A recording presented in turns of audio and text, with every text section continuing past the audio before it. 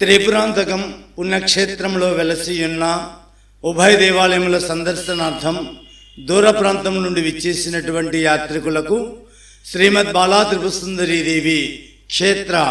ఆర్యవైశ్య అన్నదాన సత్రమనందు ప్రతి శుక్రవారం అన్నదాన కార్యక్రమం జరుగుతున్నది. ఈ రోజున అన్నదానమునికి విరాళమును సమర్పించిన దాతలు ప్రొద్దుటూరు వాస్తవ్యులు కీర్తిశేషులు ముడియం సుబ్బారావు గారి జ్ఞాపకార్థం ధర్మపత్ని ముడియం నిర్మలాదేవి గారు 516 రూపాయలు,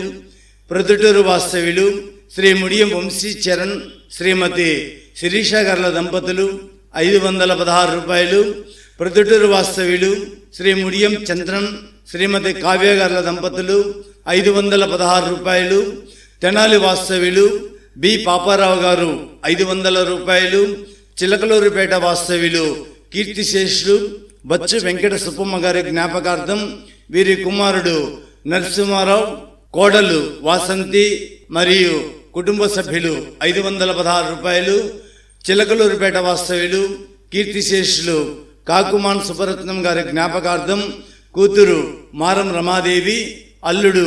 మారం తులసి కోటేశ్వర గారి దంపతులు 516 రూపాయలు, మేడపి గ్రామ వాస్తవ్యులు కీర్తిశేషులు శ్రీ గుండా ఆదినారాయణ శ్రీమతి లింగమ్మ గార్ల జ్ఞాపకార్థం వీరి కుమారుడు హనుమాన్ ఆదినారాయణ, కోడలు లీలావతి, మనవడు శ్రీజయ్ గారులు 1016 రూపాయలు,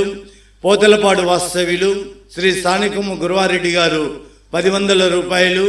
మాచెల్ల వాస్తవ్యులు శ్రీ మేడం శ్రీనివాసరావు గారు 500 రూపాయలు, మాచెల్ల వాస్తవ్యులు శ్రీ తమ్మండ్రు శ్రీనివాసరావు గారు 500 రూపాయలు ఈ రోజున అన్నప్రసాదమునకు విరాళమును సమర్పించినారు.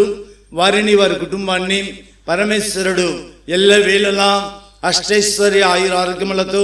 తొలతూగేలా చూడాలని, వారి వ్యాపారము దినదినాభివృద్ధి చెందేలా చూడాలని మనసారా కోరుకుంటున్నాము. ఈ రోజున అన్నప్రసాదమునందు అన్నముతో పాటు ఆకుకూర పప్పు, మటెక్కాయ ఇగురు, గోంగూర రోటి పచ్చడి, పప్పుల పొడి, చింతపండు పులిహోర,